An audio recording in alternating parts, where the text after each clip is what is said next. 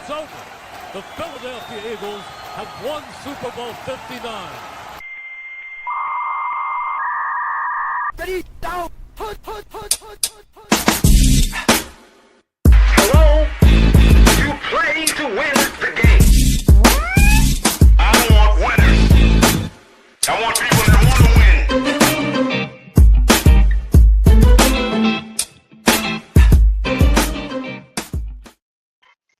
What's going on, everybody? Welcome into the show, the Playcall Sheet.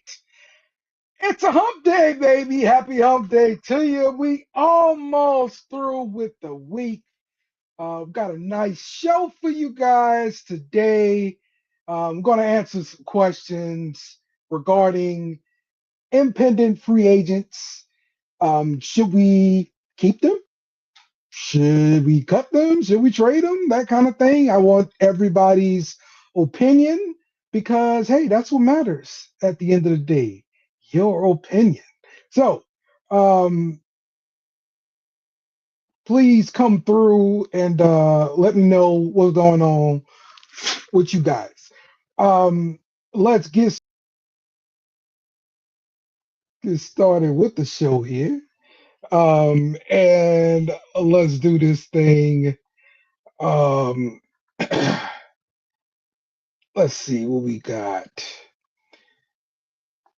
Some news and rumors. Shout out to Robert Woods, the wide receiver.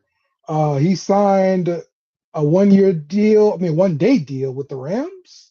And he is going to be retiring. So great career for Robert Woods, retiring as a Ram. How about that? Fire. Kind of blew up as a Ram as well. So shout out to a great career in your eyes. You know, you went past the 3.5 and you get to retire, and hopefully, you know, all is well for you after retirement. There seems to be a little link issue, but no, any of the 3 links we do use, you know, we got to get in here. That's the malfunction. I think the show was padded under another link, which holds another show. So that's what's going on.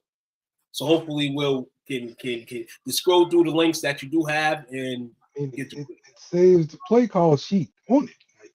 Oh yeah, I don't. The way my links operate is the link I usually go to on Wednesdays was, you know, because I went through every link based on the days of the week. So that's just a flip flop, basically. You just got to flip flop the links according to, you know, the days ago. Because we're switching shows. So, Hey, you're not the one to blame. I don't. oh, I know I'm not the one to blame. Yes. I know I'm not the one to blame. Tell you why I'm not saying you're the one to blame. I'm saying you don't listen when I tell you the ones that I have don't work. I keep telling you. Yeah, we'll talk about that offline. The Chiefs are reworking Pat Mahomes' deal. They're converting some salary into sign-in bonus, and this is going to free up $43 million in cap space for this upcoming season for the Chiefs. That's dope. Open a little bit of flexibility in that sense. Yeah. Patrick's a smart guy. We knew he got his money on the come up, of course, you know, but just about it's down a little bit. It's all good. So in regards to that, you know, when the money gets swooped up like that, you know, and obviously you didn't win this season, you didn't get the Super Bowl and stuff like that. It's easy to do things like that, especially with your star guy. He's understandable. I like it for the Chiefs in a sense. You know, the Chiefs know what type of season they're gonna probably go into this year, probably without him. So they're just they gotta hope to contain, and having a little cash is not bad. Okay. Yeah. Look, it's the Saints model. You know, you're gonna use that credit card. Get your player who you're gonna stay on the team forever, and use his contract as a credit card. Open up cap space. Welcome to the NFL. That's how we run business now, thanks to the Saints. Saints are just trailblazers. I want to point that out. Yeah, if you want to be in cap hell for a decade, sure. I mean, yeah, it'll mess you up if you extend the wrong person. I mean, that's why they extend their quarterback. Somebody they'll never get rid of. Makes sense to me. You're doing great. Veteran wide receiver Mike Evans plans to play next year, and he's going to test free agency rather than automatically returning to Tampa Bay. That's surprising. No, it's not. It's not surprising at all. You know, you've been with Philly, you've been with Tampa Bay for so long, and it's about what the market tests you as. You're betting on yourself eventually, but I like the move for him because there's going to be teams that are going to give him a deal. You know, if the wide receivers rankings come out and he's in the top 1 to 5, he's going to get money that maybe somebody passes on, or a team is not willing to extend somebody that's not there yet. And get Mike Evans a team in. I mean, I like the idea of him doing it. And I don't think it's no shade towards Tampa Bay and all that. It's business. You know, and he's a long-time veteran. And maybe Tampa Bay feels like they can do other things with the other pieces they have on the field. Yeah, he's going to get his last little bag. It won't be top 5 money, no. No, but it'll right now in the market, like right there, like not yeah. The money. Top 5 of available. Yeah, he'll be top 5 receiver available for sure. But it's not surprising. Like you see a lot of receivers in their career, and like the greatest of all time ended his career in a different jersey. There's the second greatest of all time, the third greatest of all time ended their career in different jerseys. So like, yeah, receivers tend to move at the end because towards the end they cost more than their explosion allows them to give you, and they kind of all turn into possession receivers.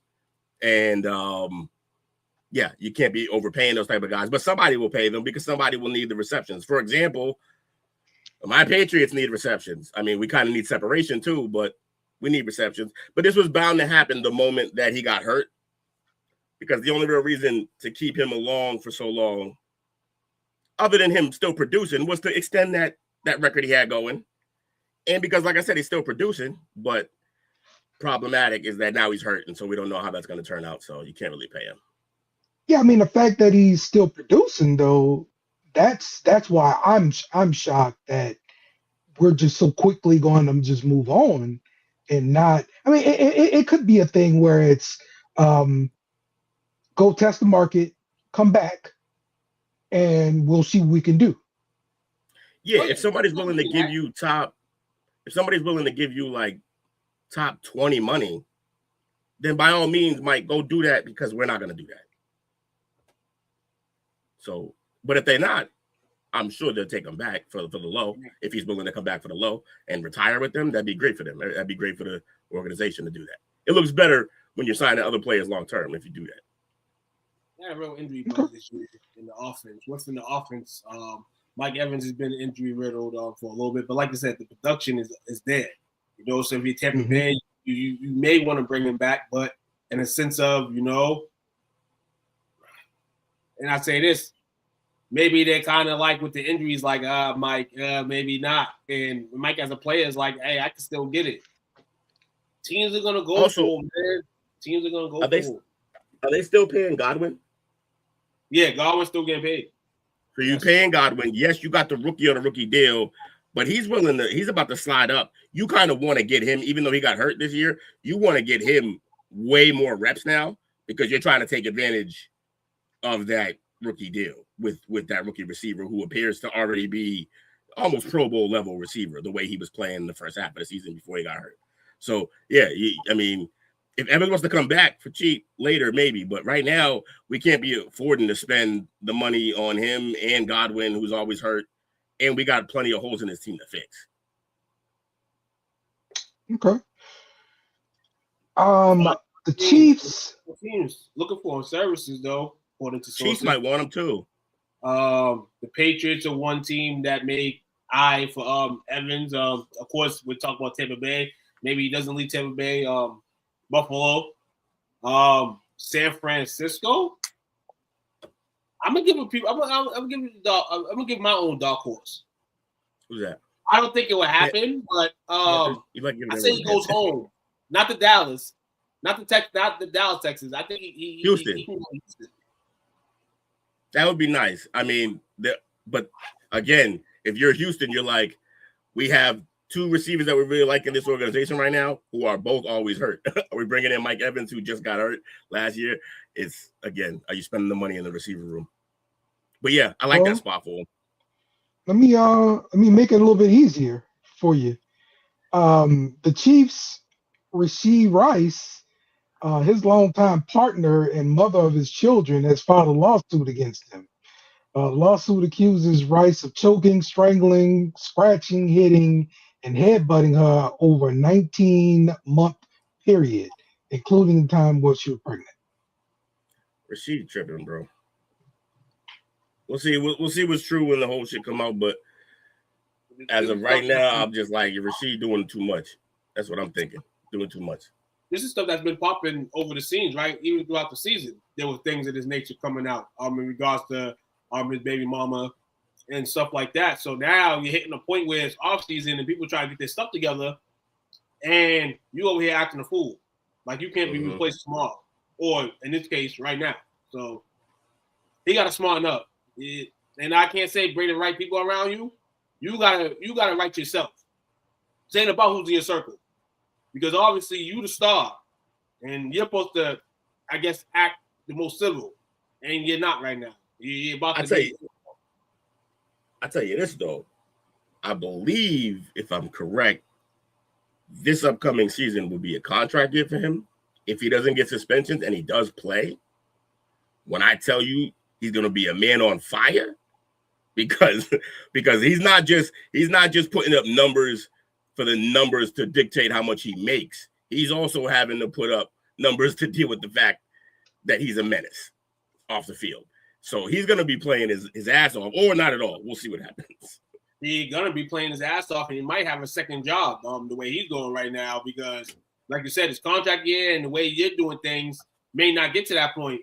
And you got a couple of wide receivers that's like that in the NFL. You got Jordan Addison, a guy that's probably not in his draft class, but around that station, he's getting in trouble. And then contract year is going to come up, and you're going to look at these two guys like hella talent. But am I going to give my money to them? Yeah. I don't, yeah. Someone will give it to him, but Addison's a whole different case. Actually, he kind of said, is he in contract year this year too? Or is his contract up now? He might be a year ahead. No, I don't think Addison is a free agent right now. No, he's not a free agent. But I know he's this year, so it'll be next year. Right. If anything, he's coming to his that rookie year, that last year rookie deal or whatever. So, yeah, man. Yeah, bro, you got to get your behind on like Spot Rack or something. All right, you always be asking about, hey, is this deal up? Get your ass on the damn Spot Rack. How about that? Go look at the contract thing on it. Throwing out all these questions. I ain't that boy.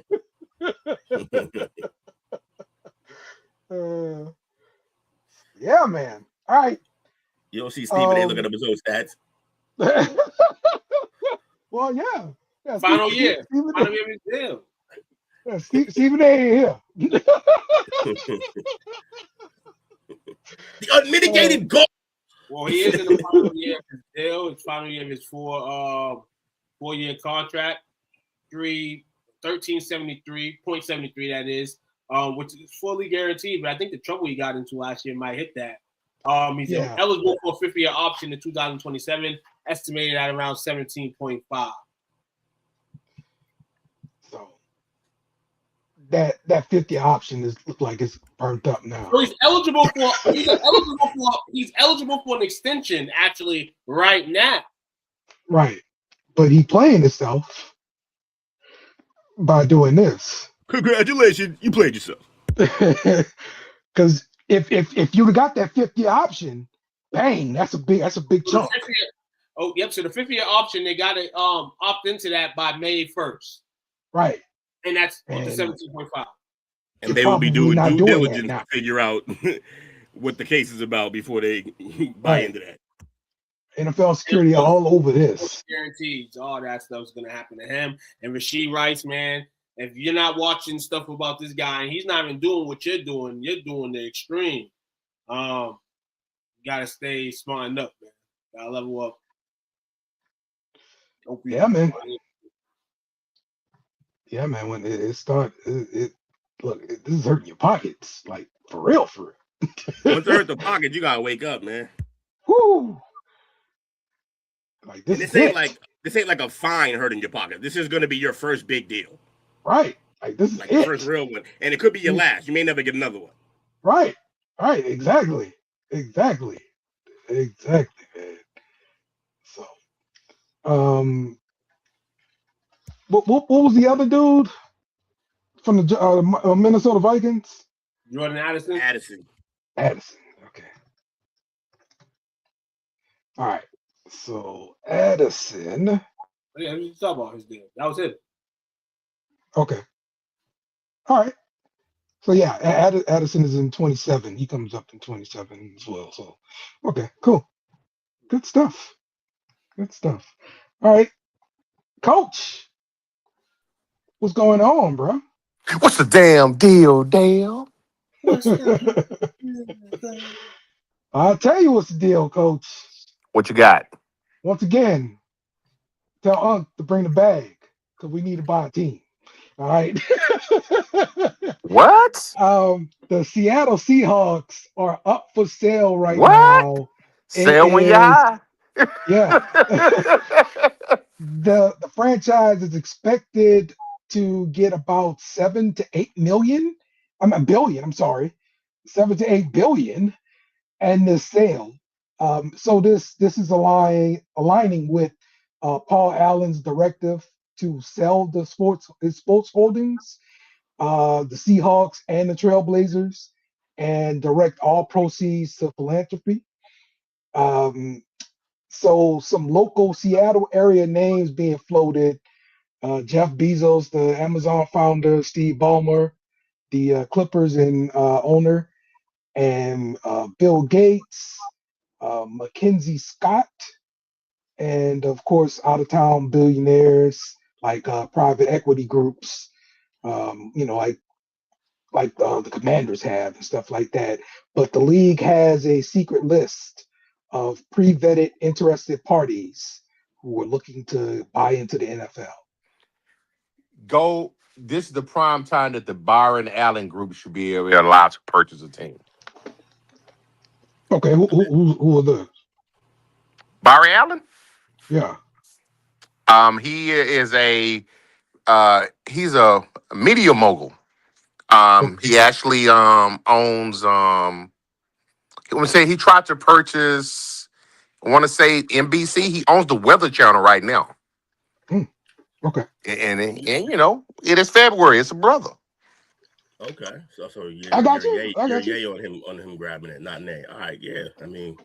I just thought maybe he had Seattle ties or something like that. No, he's been trying to get into purchase a team. I believe they just missed out on the Broncos. Gotcha.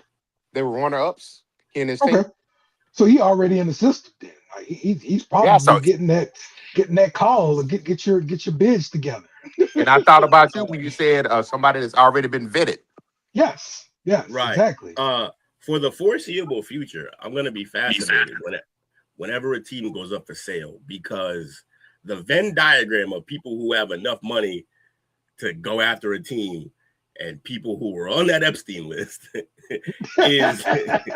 is going to be fascinating to see how this plays out in terms of who gets what. Yeah, we'll see. And I just checked. He also made a bid in 2023. He bid $3 billion to purchase the BET Media Group from Paramount, which he was not successful in getting. Okay. Oh wow. He got money. He's been around a while. I want to say he actually started, his background is comedy. He used to write. He was a writer at one point in time on Good Times, I think. Oh wow. Cool. Comedy. So he's been around for, I want to say he's been active since like 72, 73. 75. Been active. I just look. You've been active since 75. What was his name again? We talked so much, I forgot. Byron Allen. Byron Allen. All right. Well, He got brought in by Jimmy Walker himself. He also was part of. He was 14 at the time. Oh, like Chappelle was. Yep. So, and is he the lead to get this purchase, or is he just one of the groups? He's the lead. Okay. And he also and just to put in perspective just the talent level of this guy, his the comedy team that Jimmy Walker brought him in on also consisted of Jay Leno and David Letterman. Wait, did you do Appreciating Greatness on him? You know what? I probably did. I think you did. Sure did. I think you did, because I'm like, this guy's resume sounds mad familiar. What are we talking about? You sure did, Coach. Yeah, you sure did. Yeah. You know me. If I got somebody I lock in on, I'm gonna ride it like the wind, bullseye. Bro, I was just like, my brain was just like, all right, black in comedy, now a billionaire? Like, that's a very small group of people. Like, who? It has to be him. Yeah. Good stuff, Will. Good stuff. So, what do you think's gonna happen to those who are on the list? That's are you talking about on the list? The Epstein list. Hey, that's the list. yes. A lot of franchises like they better scurry away. A lot of franchises are gonna stay away, I believe. Yep. Really? Oh, absolutely. Nope. I don't think so. Billions are gonna come from somewhere. Somebody will buy the teams. You got CEOs stepping down from Goldman Sachs and stuff. They're gonna stay away from those guys. I'm not saying that. Yeah, ain't nothing gonna happen to those guys. I'm saying the franchises are like, that's not a guy you want to be tied to, because the moment he buys it, that's all we talk about. Yeah, and the NFL is not gonna want that bad pub. Yeah, the franchise. Tell him, Duke. One of them guys are going to there anyway on the Epstein list. So they're going to have somebody join the front. I mean, they impeached Donald Sterling, and all he said was some shit that was supposed to be private. Yeah. They impeached him. Yeah. They did. This is a whole that's the NBA. If Sterling would have said that in the NFL, he would have been good. Yeah, that's the NBA. Yeah. If he was in the NFL. Look, I get it. NFL is also not for long. Yeah, you're in the wrong group. You can't be in that ownership. Look, I agree. Right. Who's already in the league come up on that list. I think Tish. Who's Tish own? Is he own the Giants? Tish? Who owns the Giants? Some guy named Tish came up that was in sports. It might not be football though, but yeah, guys are gonna come up eventually. Oh, but think about it. Some Mara, right? Owns the Giants. Maybe. Oh no, somebody back in the day was on the list. Somebody that worked in the Giants organization. Back in the day, that's what it was. Think about who the sacrificial lamb was for all this. Of all the names we got, like the ones they're gonna give us now aren't the real names, y'all. It's not the crazy ones. And they gave us Bill Gates. Yeah. So who are they hiding if they gave us Bill Gates? Oh, Giants co-owner Steve Tish's name appears at least. Why didn't we do more on that yesterday? On the Epstein. Okay. Steve Tish, who? Dale want that heat. Steve Tish, owner of the Giants. Current owner of the Giants? Yes. I'm trying to save you, Tish. Trying to save you, dog. Saving the Giant. Mike will be happy. Mike's in there. Mike's been quiet while I said all this. That's all I'm saying. It's your franchise, bro. Figure it out. All right. It's time, y'all. These craft rubbing tugs were adults. It is time to play Keep, Trade, Cut. Oh, I love this. All right. So we're ruthless, though. We're ruthless. A lot of these guys are gonna get cut. Yeah, but I mean, look, let's try to have at least some reasonable good reason. Okay. For doing stuff, like something to kind of back up what you're saying. That'd be nice. Yeah. He's a bum. That sucks. There will be some of those though. Well, yeah. All right. First up on the list, we got Keon Coleman. So, of course, former first round pick Keon Coleman, right? So first thing I did is I went to PFF and I wanted to see the grades because I know he didn't have a great season because I had him on my fantasy team. Um, but out of maybe the top 200 receivers in the NFL, according to PFF rankings, Keon Coleman ranks 116 on that list. It's not great. Not great. Not great. Also, but I something in his corner is the hiring of the new head coach, the former offensive coordinator. He said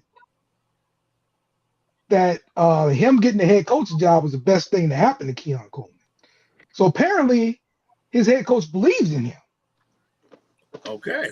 I do have a feeling. Keep just for that comment. I do have a feeling that Keon Coleman is one of those guys that would benefit greatly with a fresh start. However, he has two things in his favor. One, he's with the Bills Mafia, who are crazy dedicated. Like, they love their team. They love their players. And then two, he, even if they didn't, is extremely likable. People love this guy. And the talent is still there. Do I think he could be what we hoped he would be at 6'4", with decent speed and what seemed like good high pointing abilities in college? I don't know if he's going to be that guy that we expected. But he still could be a really good possession guy if you stick with him. I'm going to say stick with him here. I'm going to keep him. All right. Keep him. Anybody else got an opinion on him. it? And I only say keep him because of the new coach. You know what I'm saying? And I said it a couple of times that the coach, McDermott, I don't think he believes in him. He went to go sign 40-year-old Brandon Cooks. Yeah. I agree. Have y'all heard the latest rumor for Keon Coleman? What's that? What's the rumor? A possible swap between him and Brian Thomas. Ooh. Now, look. I did hear Brian Thomas. I think that works for both, even though change the scenery, but back to Florida where he was comfortable and doing well, because he's from Florida State, I believe. Okay. And then, you give the best arm in the league the wheels of Brian Thomas. He could just run the goes that we're talking about all the time. That's all he's gonna have to run. Typical. With Allen. I think that would be great for both of their careers. Honestly, please do this. Just a better fit. So Will likes that one. I like that one because I feel like the way Trevor Lawrence plays, he needs more of a possession guy. That's kind of why Brian Thomas got lost a little bit this year. A lot of his big scores last year were like, he'll make a move after the catch and stuff like that. I mean, some of them downfield, but he make moves after the catch because he's good after the catch. They got away from that, and I don't know why. They're not using him to stretch the field the way his legs should let you do. Right. And so I think a possession guy like Coleman and bring him around on the Jags. Plus, they already got Myers there, so it won't be as much pressure on him to be the number one guy. Myers is the number one. But then you give Josh Allen the speed of Brian Thomas, man, and the patience of Brian Thomas. I mean, a patience of Josh Allen on him creating extra time for the receiver. That guy's too fast for all that. It's going to be dangerous. I hope that happens. I want to see that. Tua Tagovailoa. Move on. Looking at PFF, he is ranked the number 30th quarterback, right in back of Spencer Rattler and in front of Justin Fields, Jackson Dart, and Baker Mayfield. So, with his health and his limitations on his arm, and the fact that the main reason he was there was the coach who's gone now, even if he was playing well at the end of last season, this would be a cut for me. But he wasn't. He's gone. You got to cut this guy. Okay. Anybody else got an opinion? He should go back up in the Niners. Man, y'all talking about my lucky man like this, man. Y'all got me talking about Tua. I'm gonna say this. I don't want Miami to cut him, but doing health and all that stuff, I mean, that's a negative. Miami got to tank. And the only way they can tank is if they have a player in their lineup that is not Tua Tagovailoa. because he's been hurt so many times and he's been through the negative backlash just about that and team success and all that, that he's going to want to go out there and prove that he's none of that stuff. He's a top tier QB, and I'm not saying he is. Miami has to go 10. Does Miami see somebody in the draft next year that they like? Question is, hell yeah. So many guys are staying in school, like Dale said, collecting that NIL money and can't go collect it another year, so they're going to be pro. Get your money, man. Some of those are playing Miami. Probably not because of the organization, but because of the scenery, and they're going to need a QB. Because none of those other QBs in their lineup is going to be the guy. So if I'm Miami, yeah, cut him. For the strength from your team. Your team had plans, it didn't work. When Tyreek Hill got cut, you pretty much just gave yourself out. You threw your cards out. So, yeah, cut him. I don't want to go.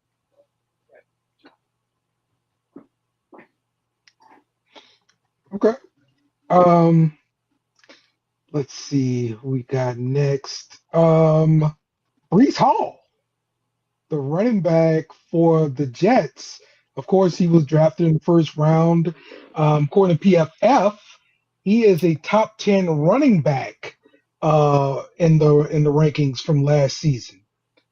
I think this is definitely a trade candidate. Yeah, because this is the difference between him and the other running back. Other players. He's a He should top already 10 been guy. traded. He's a top 10 guy position. So why, if you're the Jets, why would you continue to be stupid and cut him? You know what I'm saying? Like, you want to find a trade shooter, and you're going to find one. You just have to just say, hey, dumb down on your value a little bit, and you can get something back from him, even if it's a little bit. But don't cut him. Trade him. Trade him to the Dallas Cowboys. Seriously. Perfect fit. Okay. We giving up a third? Nope, you giving up that second first. Second round for what? That's it. Y'all got 2 first-round picks. You give them that second one. That's Hell no. Second or third. Baltimore Ravens, Rashad Bateman. Y'all know I don't rock with this dude.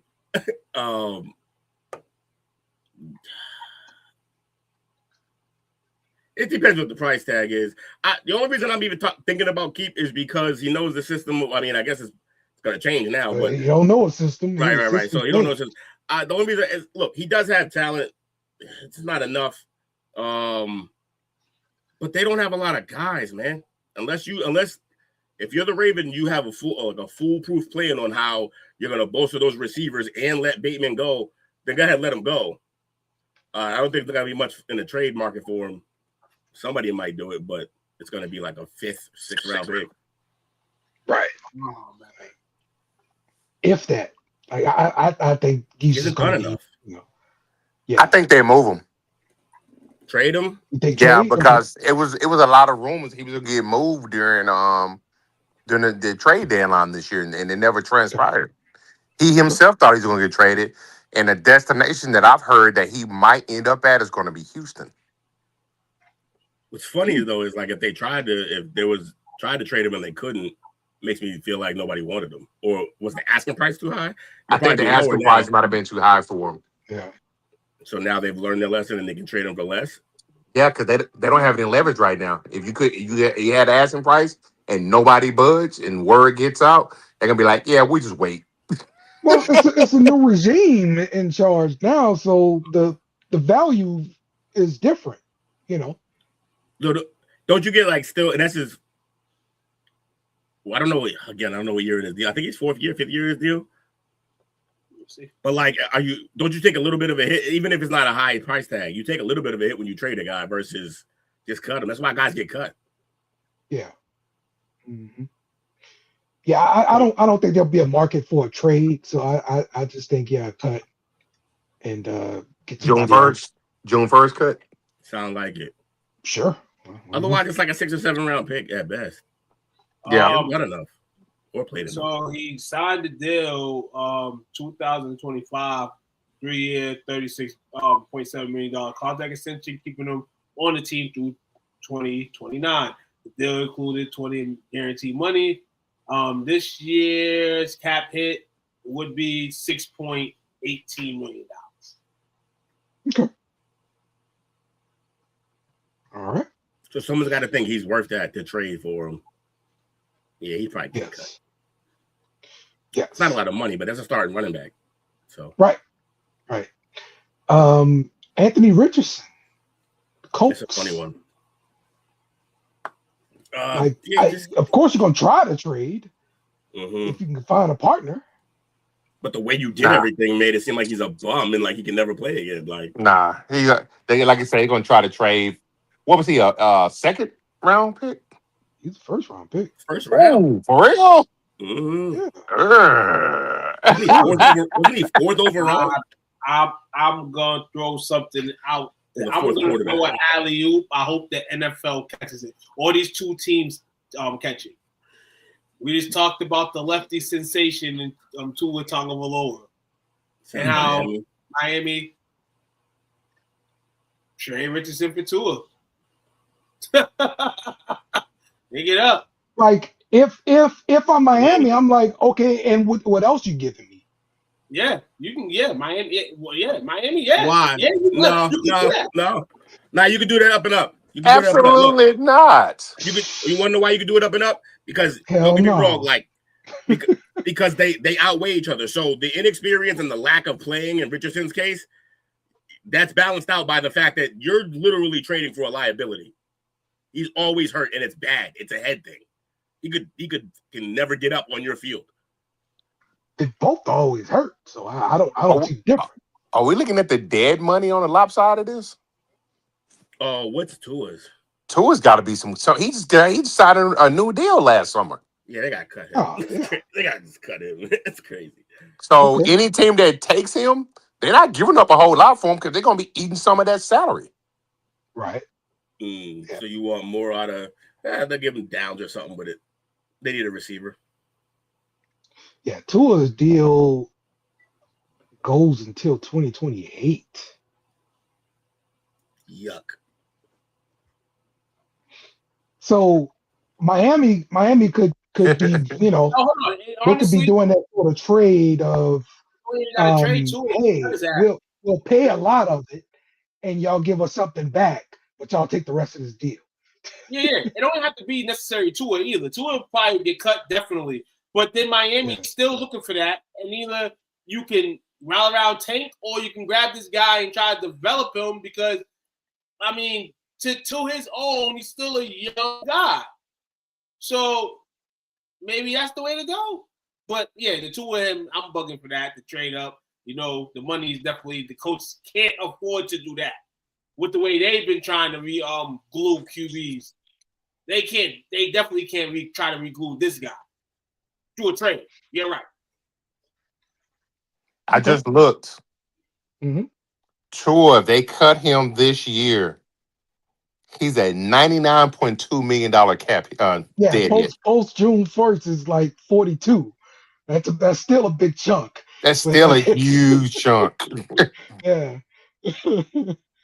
And next year they could potentially get out next year because at that point it's only a $34.8 million dead cap hit.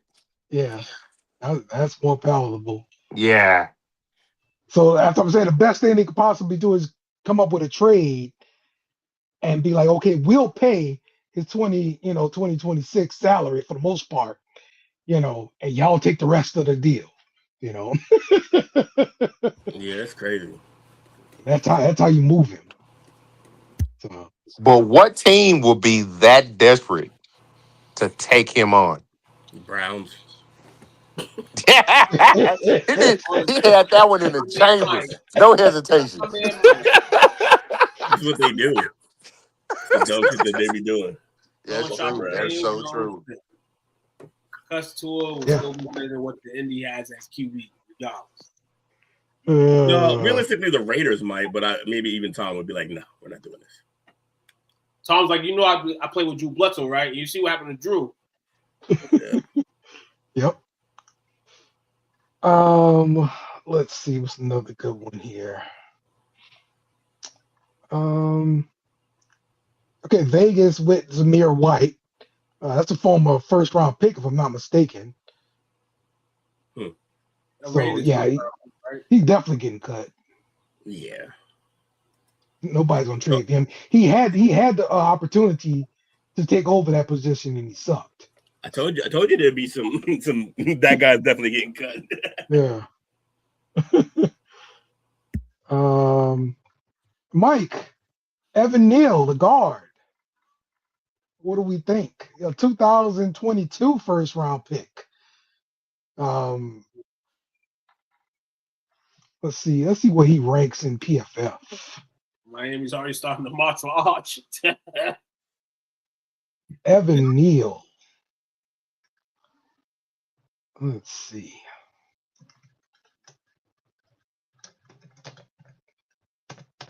Evan Neal, like, share, subscribe, man. He's not on the first page. I tell you that. I gotta scroll. That's not good. Oh, that's not good. Oh man, yeah. I don't even see him ranked here. Oh man, he ain't even on 10. Oh man, that's not good. That's bad. Yeah. So that's Evan Neal though. Let's see. Evan Neal was a bust at tackle. We should have moved him inside to guard. Eric Flowers 2.0. I feel you, Mike. I feel you. Marshawn Lattimore, Washington Commanders. Yuck. Very interesting. Cut. Why is that interesting? Already about They just traded for him. Yeah. He's been flipped around already. Eventually, they'll cut him if anything. It was a Hail Mary to see if he still had something in the tank. He doesn't. I mean, he's all right. He's always hurt. He's always been always hurt. that's all he's done. He's been consistent. Let me see about his contract. This is the final year of his deal. So we're talking about, and like he could actually get cut and they could walk away from this like scot-free. So I see them cutting him. They're gonna cut Lattimore. I won't be surprised by it.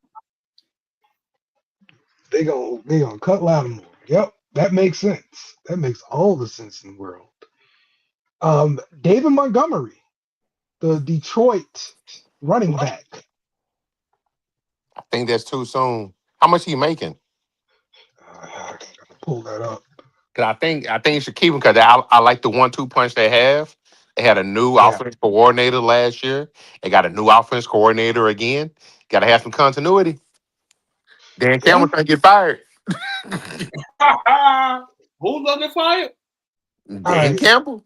So next year he is a $8 million cap hit. Let's see, his deal voids at 2028. So if they release him, it's almost a $5 million cap hit, and then the next season will be almost a $2 million cap hit. So You say $2 million? Yes. Oh, he's a key. Not bad. It's a key. Not bad at all. Yeah, I would keep this guy around because You said they got a new he's been balling. Right? You said, Great one. There's a new offensive coordinator. You said there. Yes, there is. Yep. Yeah, this is the max limit of David Montgomery as a Lion. So this year, I won't say a year from now because obviously we have to go through it. But yeah, a year from now he won't be on that team. So yeah, he'll play this year. But you'll start to see the wind blow a little bit towards Gibbs this season. It did already been last year.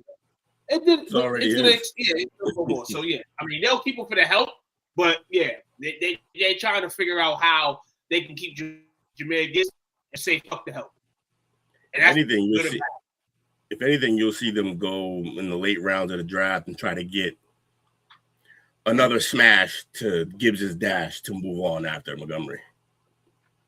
Get a guy in there. I can see that. From a cost standpoint, it makes all the sense. Mm-hmm. And then you can see Quay, Montgomery dip on over to back to Chicago. Nice. No, that'd be crazy. Quay Walker, the linebacker from Green Bay, he's a free agent currently. So, do they sign him back?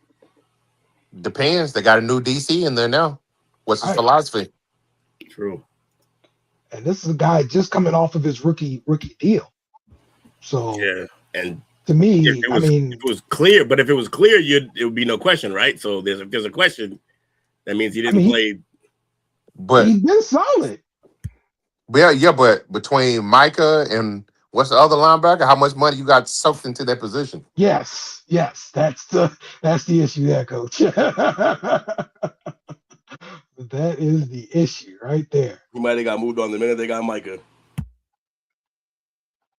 That is the issue. The other pieces of the pie. Let's see. Walker.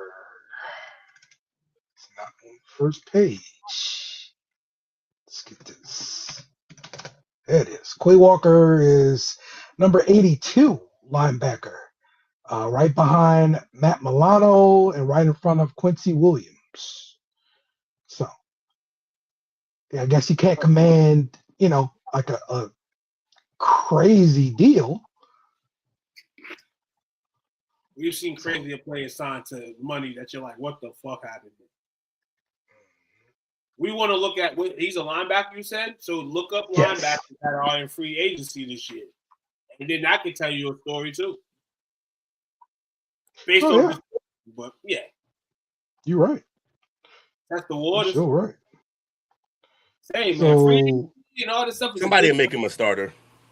I mean, hey, he was a starter for sure. So, was he behind Milano or in front of Milano? Behind Milano. So, let's see. So, Devin Lloyd looks like he's available. Devin Bush, Chanel, Bobby Wagner, Demario Davis, Alex Anzalone, Caden Ellis, Jermaine Pratt, Bobby Wagner, the ageless wonder. He gonna get Eric Kendricks, Matt Milano, Quincy Williams. So Quincy Williams is going to end up in Dallas with his brother. They rank Quay Walker behind Quincy Williams, and in front of Alex Singleton, linebacker. So all of these guys are free agents. So it's gonna be a cheap deal. It's gonna be a cheap deal. Okay. All those guys over there, yeah, definitely. Yep. I would try to work to re-sign him. I got a question for y'all. Go ahead. I know we're doing keep trading cut, but before I forget, he's going to be allowed to test the free agent market. What do you think Mike Evans ends up? Yeah, I was surprised that they were going to let him test the market. So I would have said the Bucks automatically, but hey, that's interesting. I mean, I won't be surprised he goes back home. Yeah, Houston. That's what Dallas said. Because they can't keep a wide receiver healthy down there. Mm-hmm. And other than last year, for the most part, Mike Evans has been fairly healthy. Yeah, other than way more than those guys. Yes. And he may give him a team friendly deal. Here's one that's gonna hit home, Coach. Who that? Jonathan Brooks, the running back for the Panthers, second season, dealing with ACL injury. Yeah. I think they're gonna release him because they have what Chuba's there now, right? Chuba's been there. Okay. They drafted him. And do you think they're gonna let Rico walk? Rico Dowd's there. That's what's going on. Keep him. Nah, Rico's staying. And Brooks hadn't been healthy the whole. They drafted him He was injured. He was coming off of ACL then. Yes. Oh, he's the guy that got hurt again when he got when he played. Yep. Absolutely. Oh, absolutely. He was the starting running back after Bijan left UT. Yes. Yes. So I mean, look, his deals is nothing, right? He's $2 million cap hit pretty much next 2 seasons. $2 million each season. It's not. That's doable in NFL terms. But I just think the progression, they might be worried about his progression because he's going to his 3rd season. Yes, this will be his 3rd year on a 4-year deal. And so you're paying him the rehab pretty much. But I don't think it's worth. It's definitely not going to have any trade value at all. And I don't think it's worth cutting him, just losing out, to save a couple million. Fair. Yeah, because they're not playing Bryce yet, right? No, he's still on rookie deal. Oh yeah, so they got money. They got money to play with. Right. Yeah, for sure. Hey, he ended up coming off this injury and going crazy. You got Rico. You signed Rico back. Chubb is eventually going to be done. I'm praying for the man. I don't know how it's gonna happen. Oh man.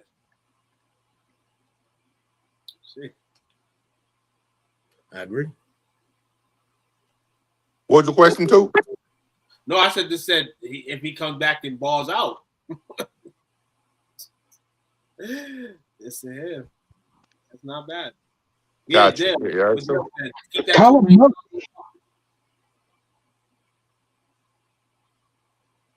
Say what?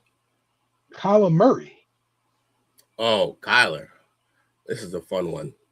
It's definitely trade, right? No doubt about it. It's trade. Crazy. Who's trading for that though? So his deal is up in 2028. Next season is a $52.5 million cap hit. So the only way they can trade him is if they eat some of that. We'll pay half of it this year. Whatever, right?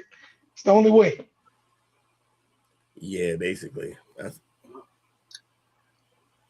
It's not ideal. Y'all want to hear something? What's that? Let's hear it. He's staying right in Arizona. Think so? Because nobody wants to trade for him. That you can say that, but it's not Arizona's fault or their wrongdoing. If they want to get rid of him, get rid of him. It was an experiment. What did you think was gonna happen when you got Kyler Murray? Were you thinking Super Bowls and some championships? What were you thinking when you got him? I mean, he's won on every level. He'll be the guy. Yes. Billy, no. Well, he didn't win it all, but he's been a winning type of What quarterback. we know about the NFL though, we know about the NFL that guys small like him ain't gonna get it done. We know this. Well, we know this. I think it's less about the height. Russell Wilson had just been successful. Drew Brees was being successful. Right. He don't have the work ethic. We're talking about the Arizona Cardinals. Call the Cardinals here. We're not talking about the Saints with Drew Brees. We've seen their dynasty. Yeah, but before Drew Brees got there, the Saints, you would have said the same thing about them. No, because Drew Brees is already no.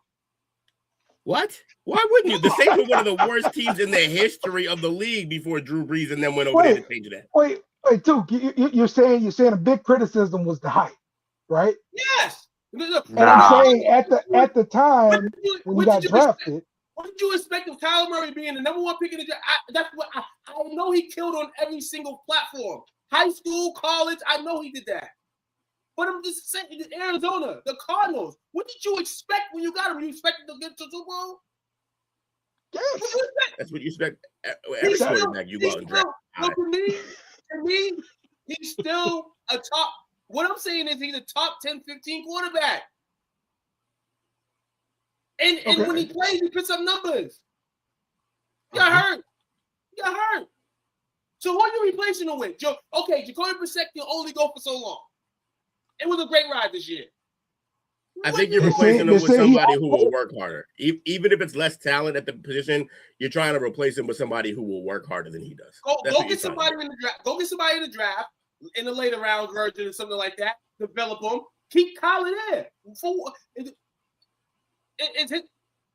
it fault that people weren't going? The thing is, I don't think they're gonna go out into the draft this year and replace him. But like, if he's there, you're in purgatory because he's gonna win you 6 to 7 games a year. You're not gonna pick top of that draft to get the quarterback you need if you're gonna replace him. Well, here's the problem. Like he's $52.5 million cap hit. There's that. You're expecting the world from that guy. No. This is the guy that you took number one. Yeah. So what? To back my question, what did you expect? The world. More wins. What do you expect? You expected more wins. No. You expected a flash of entertainment. You've been getting the flash of entertainment. That's all you wanted. You was not getting no Super Bowl. Nah, you expected to win.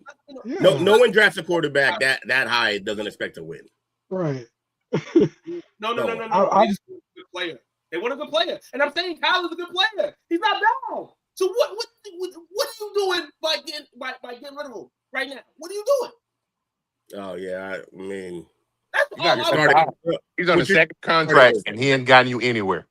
Yeah. So if they can get a trade, they're getting out of this deal and starting over. Like that's what they're getting out of it. It's a bad deal. Yeah. In a team like the Jets they would trade. Yes. There you go.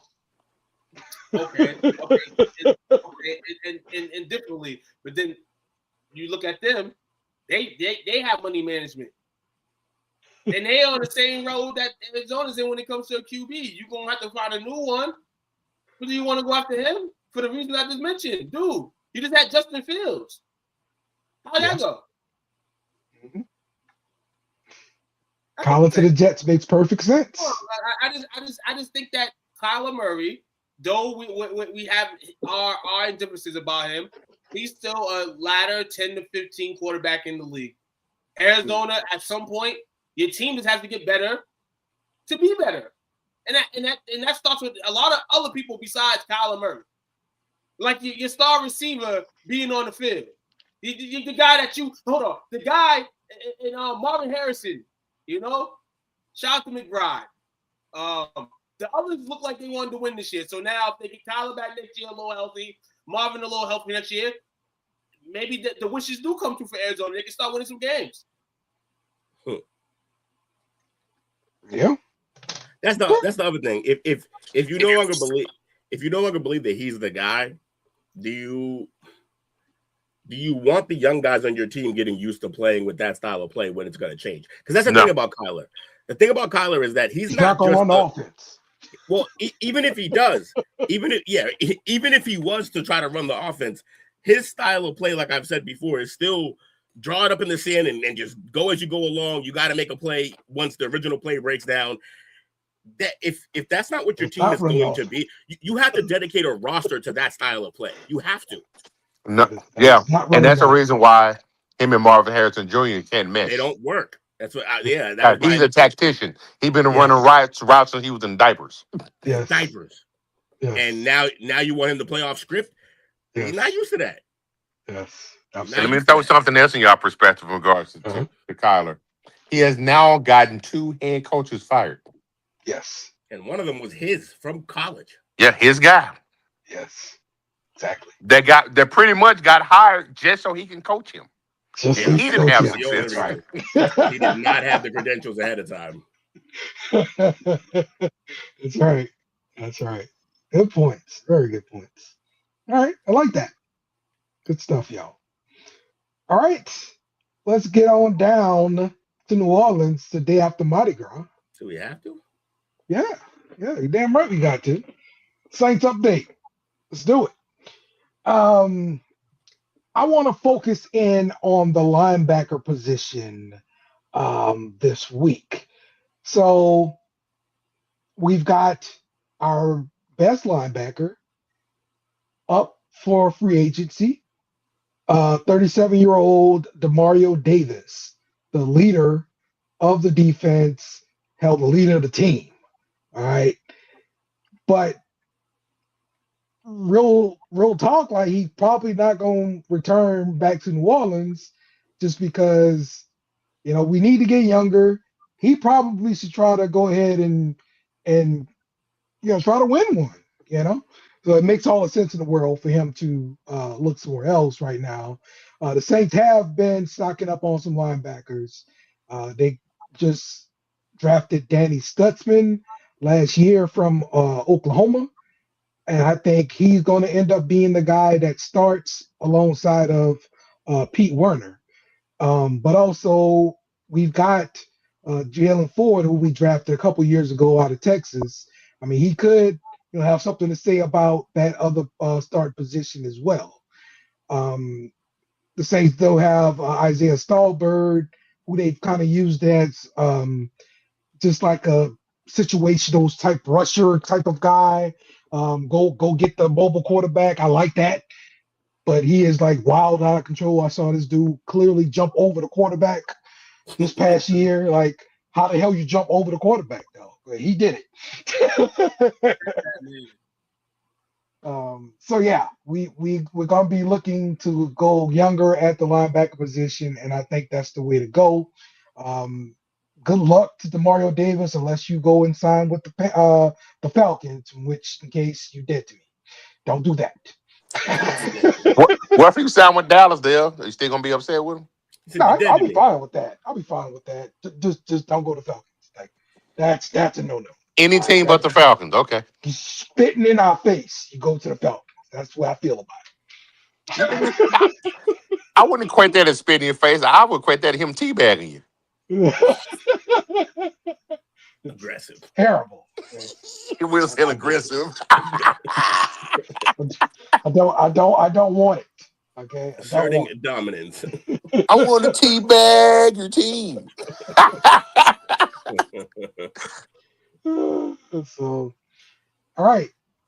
That was the Saints update. Let's go to the Cowboys.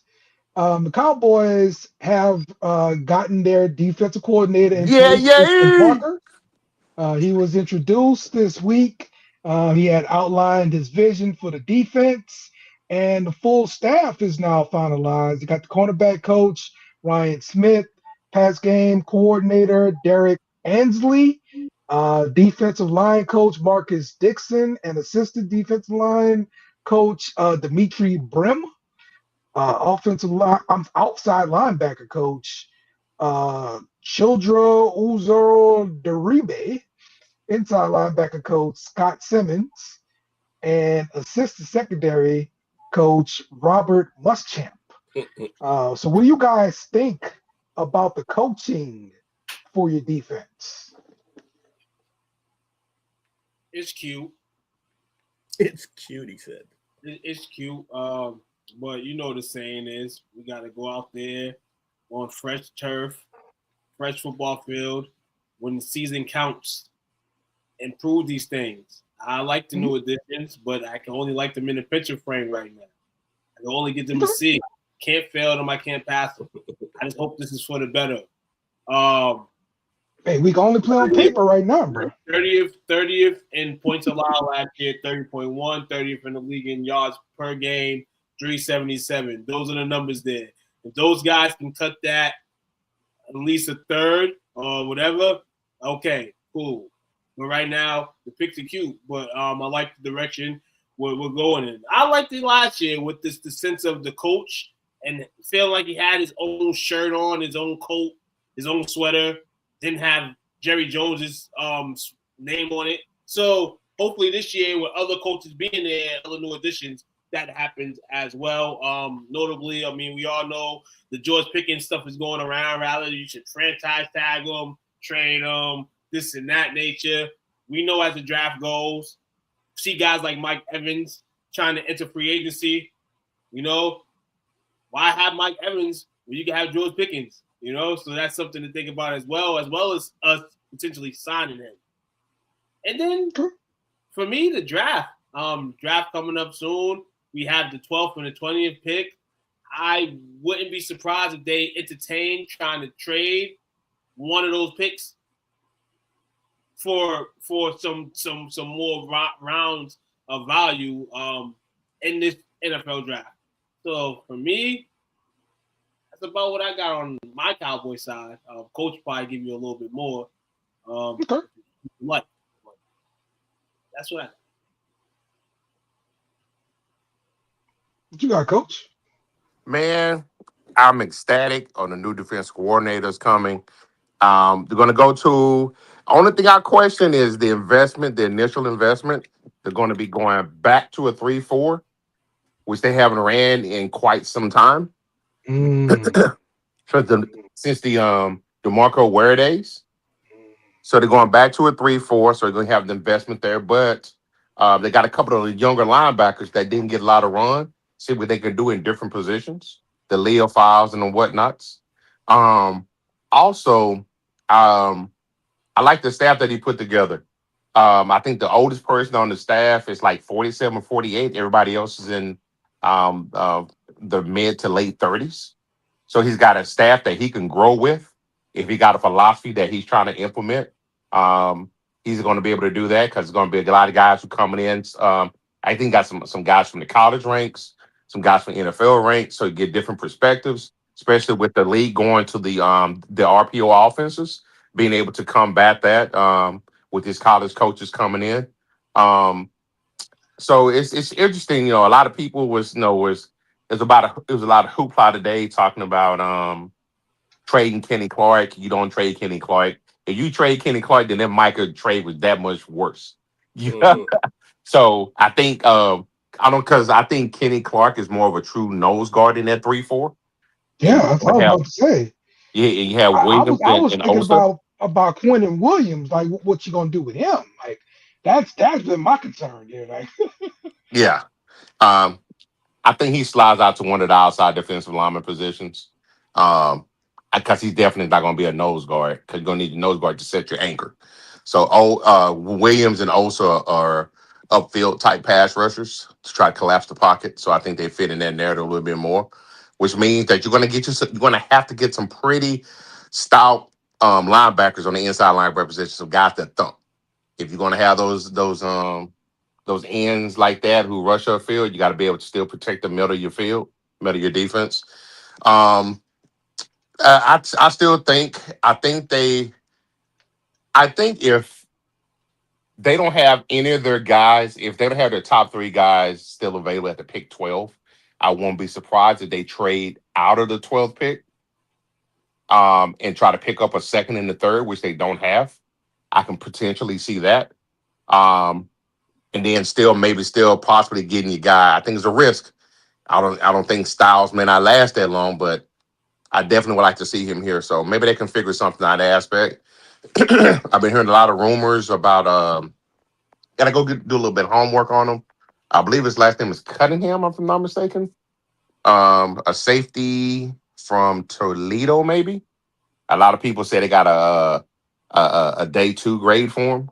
And he might be a potential target on the back end of the defense. Some people are even saying he may test better than Downs. Okay. Guy out of Toledo over Downs. Okay. Let's do it. Because a lot of people would think, no, Downs is the absolute. He's a football savant, has a high IQ on the field. He's a football player. But as we just said earlier, how's that going to translate to the next level? He may get to the next level, and he may, have some opportunity there. If he has, which I don't think so, but if he has any type of physical limitation, it'll get exposed on the next level. Let me ask you about the running back Javonte Williams. Yes. It's been said that Stephen Jones called him like the top of our list. Yes, they want to get him done before free agency actually starts. Okay. They want to have a deal already kind of mapped out. He's a priority because that's going to, once they get him out of the way, that kind of solidifies that offensive side, and all the guy left on offense figure out what type of deal they work out with Pickens. picks. Then so they can concentrate on the defense side of the ball on the draft. Okay. Good stuff, man. Go get Good Jeremiah stuff. Love. You heard? I Right. think if he's there, if Jeremiah Love is there at 12, they draft him. It's going to be just like the CeeDee Lamb pick. You know, probably at that point in time, you already got Williams in tow, but you can't pass up that type of talent. You got to take the best player available. Hey, yo, man. Time's ticking, man. Less than a year until Dallas Cowboys celebrate the Super Bowl trophy. Here we go. Here we go. Let's see. All right. Let's talk about Patriots. Only one bum. It's only one bum today. Yes, only one. Heavy speculation on the trade market here. Max Crosby saying to be a top target. And we're talking like a Micah Parsons type of trade package to possibly acquire him. Would you be in favor of such a package being used to acquire Max Crosby? Yes, you're not going to get anybody as good as him in the draft. And if we plan once acquiring him, any picks future that he's on the team for aren't going to be more than 20, like lower than 25, 24. I mean, I think we're going to be a perennial playoff team. So I don't think those picks will necessarily come back to bite us. How many was it for Micah? 3 or 4 first rounders. Micah was two first rounders. 2 first rounders. Yeah, if it's 2 first rounders, you do that yesterday. Like, by all means, that is, you 100% do that. He takes a great defense that literally, like, say what you want. I love Drake May, and I think he had a great season. He wasn't his best in the playoffs for whatever reason. You can call it the line, you can call it him, receivers, whatever you want to call it. He wasn't his best in the playoffs, and that defense carried. And you're talking about adding possibly like the second best edge guy in the league. At the exact position we struggle at. And we got good production out of it this year. Well, not production. We got good pressure. They did better than we had in some of the like more recent seasons. But we still didn't get home enough. That was kind of the problem in the bowl. Like, yeah, we were getting pressured a lot, but we were also trying to pressure Sam Darnold a bunch, and we were getting some pressure on him, but we couldn't get him down. He kept just stepping out of tackles. We didn't have finishers out there, no closers on that line. We got guys who can rush, but no closers on that line. You add him, that's a closer. And you know how a great closer is. He can make another guy a closer. So, yeah, I would 100% do this deal. Okay. Expeditiously. So like one of the things people were pointing out like during, I guess, the season was the lack of, I guess, pass rushers in the playoffs as far as like, you know, the superstars, Max Crosby's, you know, in the playoffs. And the best one I could come up with is Nick Bonito. Right. And that's because he was already on, like he rose into a good defense already and became a star within a good system. Whereas a guy like Max Crosby, it got drafted because he's amazing and he's being asked to turn a whole defense around, but it's the Raiders. And so, and so it's not working.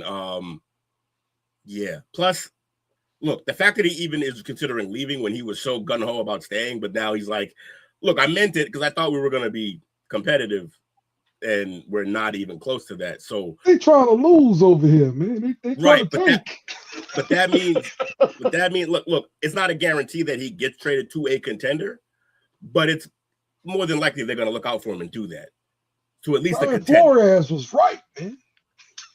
I'm just saying he comes here. He's going to be highly motivated because he's going to be on a team that's contending, and he's going to be a big piece. Why? So yeah, I would do that. What else we got for the Patriots though? Is that the only idea? Yeah, that's all I got for the Patriots. Well, because there's also like ideas about like, so like Tuke was saying, go out and somebody might go out and get a Pickens if y'all don't sign him. I've talked myself into liking that. I think on this team he would get the ball plenty to keep him happy, because we need it. I've also heard rumblings that we might move on from Diggs, but I don't know. He's got a lot going on off the field, not like cases and stuff, I don't think, but like just a lot of drama with that guy. He's got the choking case going on with the chef. Oh, there is a case. That's right. Yeah, there's the case. So then we have the split up with Cardi going on. If he wasn't the leader that he was, it wouldn't be a question. We'd move on. But he's been a great leader in our locker room. But I did see some things in the bowl. Look, I know the game was all but over, but you may never be in this game again. You got to run out every route, and he kind of was out there just chopping his feet towards the end of that game, not really trying to create space. Because even if you can't win that game, you can make us look like we didn't get stomped. Like, you could do that if you got pride in your football team and in this organization, and he didn't do that. So that leadership is there, but leadership is always great. That energy is always great when you're up. But we faced adversity, and he didn't seem as happy about it once we got adversity, which is what he's kind of been known for. When there's adversity, he starts getting chatty and stuff and maybe not giving 100% effort, even though we love him. So, yeah, I don't know what's going to happen with Diggs. Right quick before you move on, just some of the people. I'm going to do two things right quick. Some of the people that we need to worry about re-signing. Chason, you know him well. No matter who we bring in, even if it's Crosby, I still want Chason on this team because I think Chason is exactly the type of guy that if you put Crosby on one side, suddenly he becomes extremely dangerous on the other side. Yep. He's going to be cheaper right now. So, yeah. Right. So sign him now before you get Crosby and make him look good and got to pay him a lot more. So sign him. And again, he had plenty of pressures this year. He played well, but he didn't get a great amount of sacks, which means, the price tag is going to be reasonable. Yeah. We have money to spend. He's also only 26 and a half years old. I like that. The next guy on the list is Jalen Hawkins. He's 28. He kind of had a random breakout season, which tells me it's more the system that he finally found a system where he can flourish. And look, if Rabel's going to stick to being Belichick 2.0, like Belichick, but in his mind better because he's more fun, and this isn't a guy you can resign. This is not a guy that Bill would resign. This is a guy, this is all the guys this is Malcolm Butler, but at safety. This is all these guys who played well for us and then wanted deals, and we were like, God, go get your money because we made you and we know you're not actually that. So I'm out on Hawkins. And then we got Chris Tonga, nose tackle. He's 29. Sure, fill the roster out. Don't pay him too much, but whatever. Jack Gibbons, 27 years old, restricted free agent. He was a backup to Spillane, but I don't mind him being on the team if it's not going to be for a lot. And then tight end Austin Hooper, I'm all set. Barely played. He made a couple okay catches. But I want any money you would be giving to him, I'd rather go give to Kyle Pitts. So all set on Austin Hooper. And then Vidarian Lowe. Look, I'm not excited to bring back anybody on the offensive line from this team other than the rookies because they got room to grow. So all set. Same thing for Thayer Munford. And that wraps up those kind of guys. I mean, I guess I'd bring those guys back. They've already been in the system if it's cheap because they got killed. So yeah. Then somebody did a quick little mock draft, which we could do our own, but whatever. I'm doing this one just because I like they picked for my team specifically. The number one guy they got is Casey Concepcion. I've been mad 3 different mock drafts we've done because right before us, he gets picked. If there's a receiver in this draft that I think that has a possibility to still be on the board when we pick that I would actually want, it's Concepcion. That's the burner from A&M, right? Yes. He's short though, am I right? Let me see. I want to say this dude is like 5'11". I think it's like 5'11". Yeah. That's not necessarily short in the NFL at wide receiver these days. Yeah, that's adequate for a slot receiver. I mean, Booty is the same height, so. Yeah, and plus, you know how it goes. They put the cleats on, they get listed at 6 feet. They got long arms, they get listed at 6 feet or 6'1". He does have long arms from what I remember reading before. And yeah, I like him. The speed.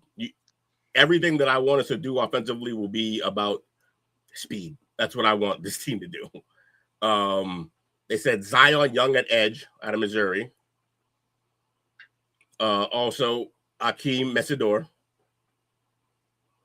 I don't know how he lasted still, but Max, not gonna the one from Arizona State, the Nigerian.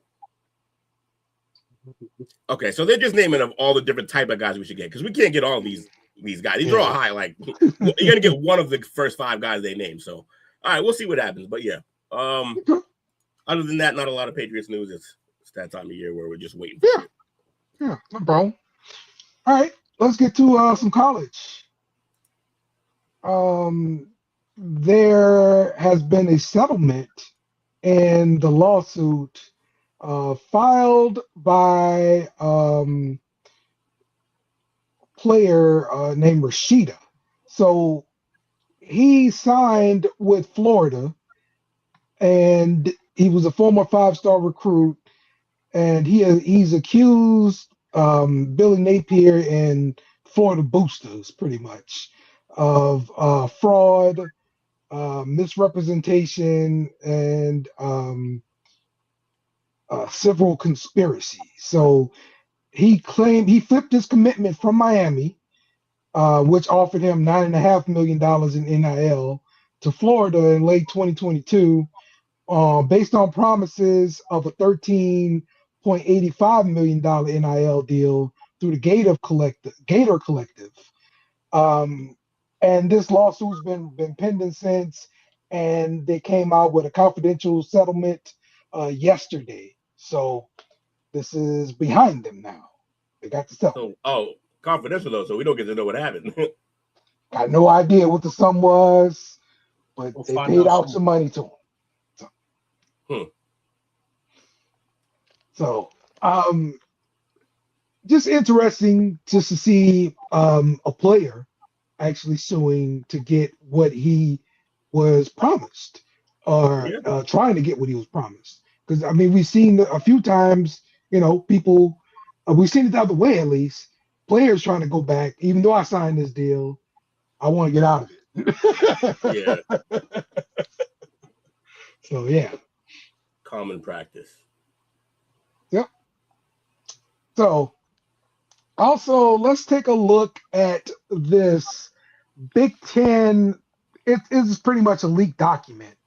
And this was about a 24-team playoff. Now, this was based on the rankings that were going on at the time, right? So they were using it's called 23+1 model.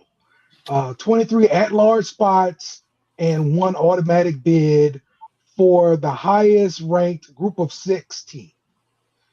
So that would have been one team like Tulane or not SMU, James Madison or whatever. So it'd just be one of them getting in versus 2 or 3 like it is right now. There will be no conference automatic qualifiers. The conference championships are pretty much going bye-bye. The top 8 teams get first round byes, and the first 2 rounds will be played on campuses instead of bowls or whatever and neutral sites. So I like that we're getting rid of the conference championships, because right now they're in the way, and they're a hindrance, especially to the SEC, because you're talking about a late season loss, and then teams like Notre Dame, they sit idle during championship week and they just coast in. So it's not fair. We gotta get rid of championship weeks. I still want that to matter, though. The conference champion? I mean, the conference champion based on regular season record. That's it. Done. You still got the conference champion. Yeah, but I still want are you still gonna? So it's just who won the most game. Like, there's not gonna be. I want an actual game. Yeah, I still want that game. And if you have 24 teams, you can still have that game. Oh, the game is outdated now. Nah, man. You now you're just changing what's fundamentally fun about conferences, though. Think about it. You're an SEC team. You know, you're in the top 10, right? And you're playing against the number 1 team in the nation, and you lose. Well, now you're out. Don't lose the game. Don't lose the game. What the hell you mean? Don't lose the game? I don't want to have to play the damn game. I want to be like Notre Dame, sit there at number 10 and just sit idle.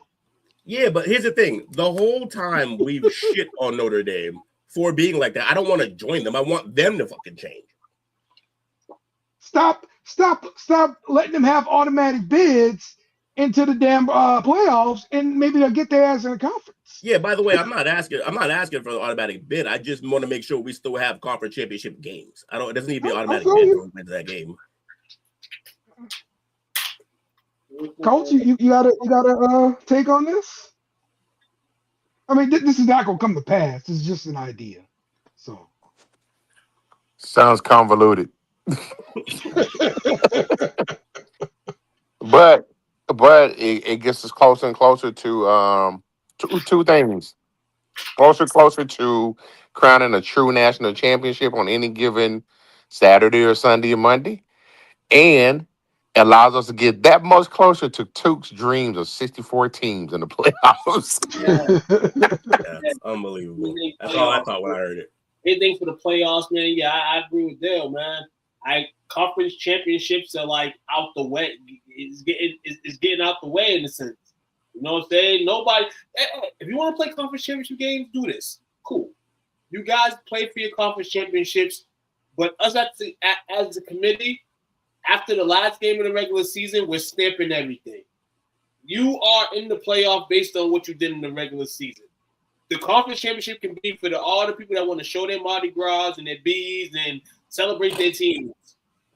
But don't make it worth the while of somebody on selection Saturday or Sunday not being in because they had to play in their conference championship game, represent their conference for your benefit. I'm talking about the committee and the NCAA.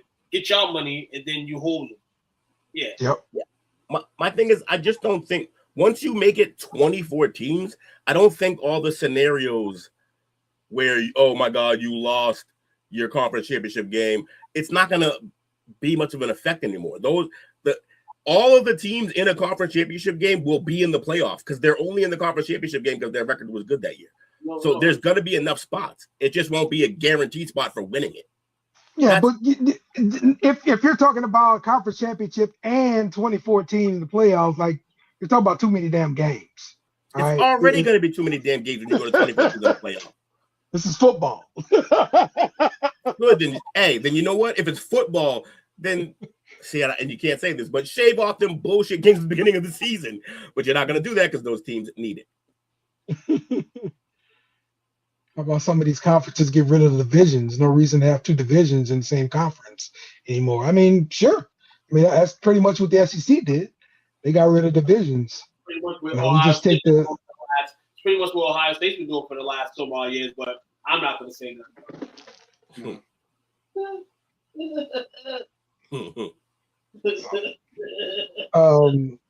Starting trouble. Yeah. But look, they need to do something to fix the way teams get into the playoffs because the automatic bids and Notre Dame getting into the playoffs if they're ranked in the top 10 is bull. I don't like that. Again, it won't matter. It won't end up mattering. Because 24 teams. No, this is hypothetical, but I'm saying now Notre Dame gets in if they're ranked top 10. Yeah. Yeah. It's written into the contract. They had a seat at the table. Why the hell does Notre Dame get a seat at the table? Because Notre Dame is the cheesy school of They bring in the artists. money, Dale. The money trees, remember? They take a lot of money trees. Go sit y'all behind in the conference. She ain't gonna do. So, all right. That's gonna wrap up the show for today. Let's go around the room, man. Let's get some final thoughts, get some shout outs. Start off with you, Took. Shout out to y'all. Shout out to the plug. And y'all already know, great night. It's hump day, so make sure y'all get some hump after the show. And if not, you know, you might have had too much on Valentine's Day that your girl's tired. You know, like, share, subscribe, SCWFTV, SCWF, sports.com. I'm out. You Heard. Shout out to you fellas. Shout out to another week of great shows. We'll be back next week. Like, share, subscribe. Yeah, next week we'll be on the same new schedule. Get used to it. And yeah.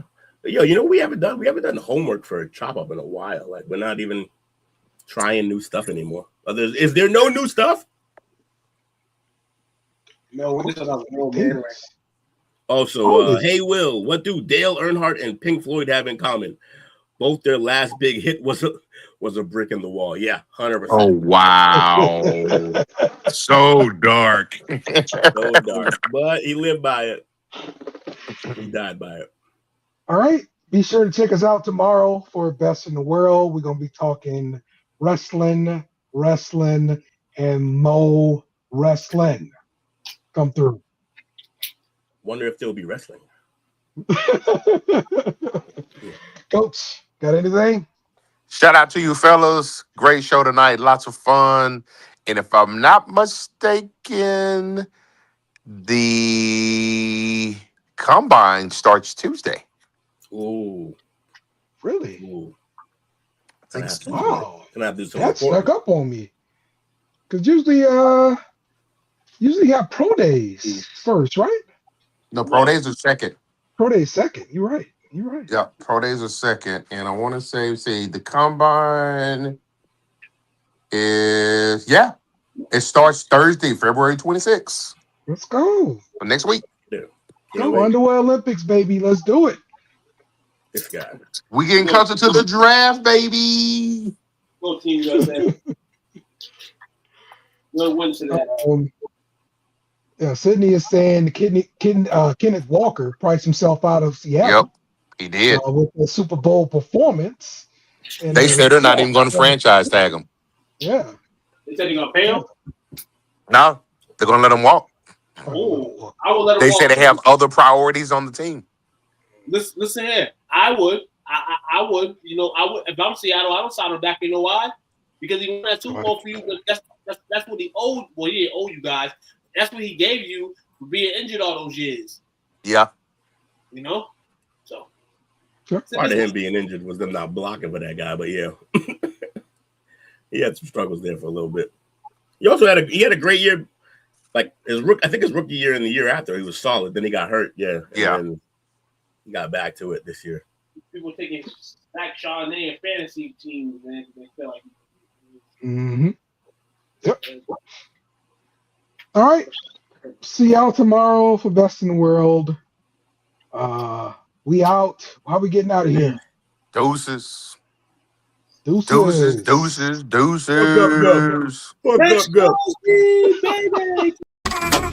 Thanks for watching our show. Remember to subscribe for more shows on the network. Smash the like button, share, and comment.